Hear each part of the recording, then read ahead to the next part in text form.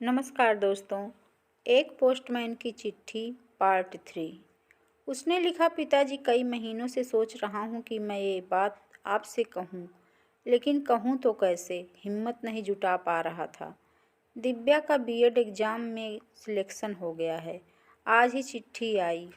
अब ट्रेनिंग के लिए जाया करेगी और फिर नौकरी करेगी कहीं। सरल के लिए घर पर कोई फुल टाइम मेड रखनी होगी। वैसे भी वो बड़ा हो गया है और उसे अपने कमरे की ज़रूरत है जिसे वो अपने हिसाब से बना सके। घर में इस सब के लिए जगह थोड़ी कम पड़ रही है, इसलिए मैं सोच रहा हूँ किसी नए किराए के मकान में शिफ्ट हो जाऊँ। उम्मीद है आप मेरी बात समझ जाएं। बचपन से आज तक इसी घर में बड़ा हुआ, बड़ी खूबसूरत यादें हैं यहाँ की, पर अब लगता है प्रैक्टिकल होकर सोचना होगा। मुझे गलत मत समझिएगा। आप लोगों की सेवा के लिए मैं एक पूरे समय का नौकर रख दूंगा और मकान पास में ही ढूंढूंगा ताकि हर दूसरे तीसरे दिन मिलना होता रहे। आमने सामने तो मैं ये बात कभी नहीं कह पाता। पता नहीं चिट्ठी में भी अपनी बात ठीक से रख पाया कि नहीं। मैं ये इसलिए कह रहा हूँ क्योंकि बढ़ते हुए बच्चों को ज़्यादा खुली जगह की ज़रूरत होती है। मुझे और दिव्या को भी कुछ प्राइवेसी मिल जाएगी और आप लोगों को भी अपने रिटायरमेंट के बाद कम से कम आराम के एक 2 बेडरूम अपार्टमेंट में रहने को मिल जाएगा, बजाय सिर्फ एक कमरे में। मैं झटके से कुर्सी पर बैठ गया, सामने छोटी प्लेट हटाकर स्टील के जग से पानी पिया। रिटायरमेंट का फंक्शन 40 मिनट में शुरू होने वाला था, लेकिन मेरे बेटे ने अपनी ज़िंदगी से पहले ही रिटायर कर दिया था। 3 बार ऊपर से नीचे तक मैंने चिट्ठी पढ़ी। यकीन ही नहीं हुआ कि वो बेटा जो मेरी आँखों का तारा था, जिसने इतने प्यार से मैंने बड़ा किया, जिसको मैं आज तक बुढ़ापे का सहारा मानता था, वही बेटा मुझे बस एक झटके में एक चिट्ठी लिखकर छोड़ के जा रहा है। कमला कमरे के अंदर आई, बोली, देर क्यों कर रहे हो, जाते क्यों नहीं? मैंने कहा, जा तो सुनील रहा है, तुम्हारा बेटा घर छोड़कर जा रहा है। 40 मिनट बाद मैं अपने पोस्ट ऑफिस में अपने फेयरवेल फंक्शन में बैठा था। एक छोटे से स्टेज पर एक सफ़ेद मेजपोश के ऊपर गेंदे के फूल की माला, जो अभी अभी मुझे पहनाई गई थी, पानी की एक बोतल और कुछ तोहफे रखे थे और एक सर्टिफिकेट रखा था जो मुझे अभी मिलने वाला था। याद शहर सर्कल के जनरल मैनेजर, हम सब के बॉस सक्सेना साहब का भाषण चल रहा था, लेकिन मैं अपने ही ख्यालों में गुम सामने बैठे 50-60 क्लीन को देख रहा था। असल में मेरी आंखों के सामने कोई और चेहरे, लम्हे, मौसम, दिन घूम रहे थे। वो रात जब सुनील पैदा हुआ था, याद शहर के सिविल अस्पताल में, जब घर की कोई भी महिलाएं आ नहीं पाई थी और मैं ऑपरेशन थिएटर के बाहर बैठा समझ ही नहीं पा रहा था कि बच्चे की आने की तैयारी के लिए करना क्या क्या होता है। जल्दी जल्दी छोटे छोटे ऊन के मोजे और एक छोटा कंबल, दूध की बोतल और छोटी छोटी फ्राकें, कमला के लिए गर्म पानी। तब मुझे बेटी का इंतज़ार था। कमला बेटा चाहती थी। जिंदगी में हमेशा उसी की तो चली है। सुनील के लिए हमेशा अपनी हैसियत से ज़्यादा किया। खुद 5 किलोमीटर पैदल जाता था, पर बेटे को साइकिल दिलाई। उसकी यूनिवर्सिटी के कोर्स के लिए फिक्स डिपॉजिट तोड़ा।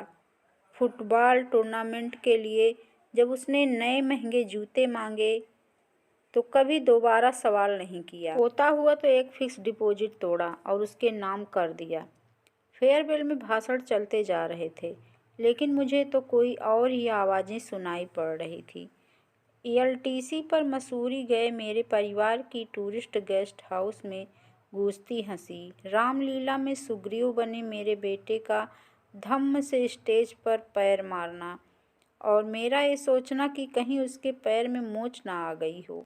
रामदत्त जी, मुझे मेरे बगल में बैठे अहमद सर की आवाज़ ने यादों की नींद से उठा दिया। मेरा नाम पुकारा जा चुका था और अब हम सबके चहेते रामदत्त जी से आग्रह करूंगा कि वो खुद स्टेज पर आकर 2 शब्द कहें।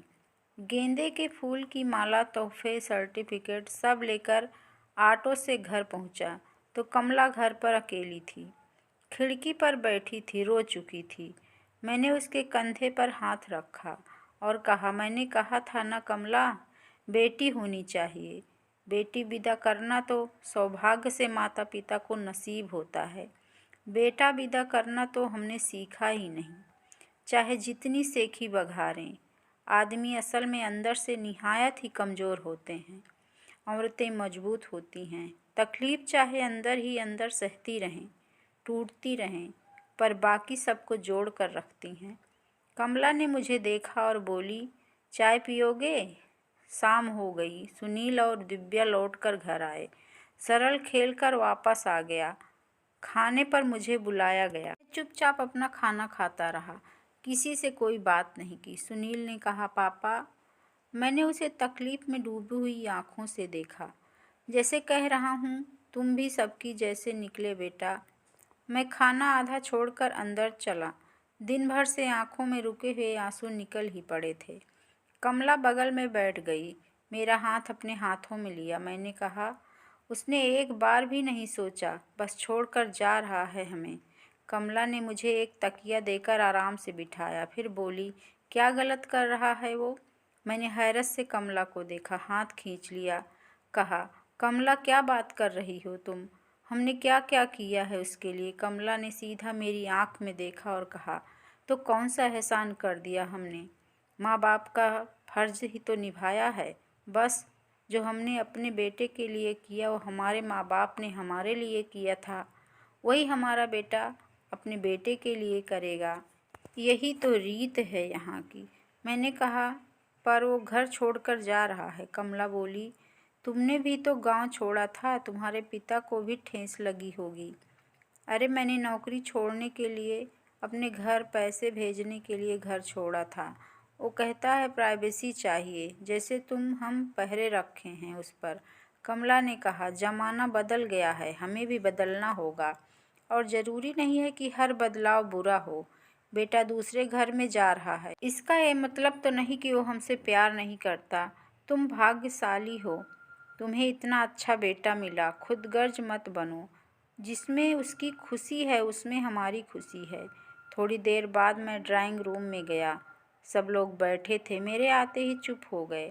मैंने सरल से कहा, सरल बेटा, पोस्टमैन दादाजी को ईमेल कला सिखाओगे? हाँ तो दोस्तों, आपको यह कहानी कैसी लगी? अगर पसंद आई हो तो प्लीज़ लाइक एंड शेयर करें और हमारे चैनल को सब्सक्राइब करें।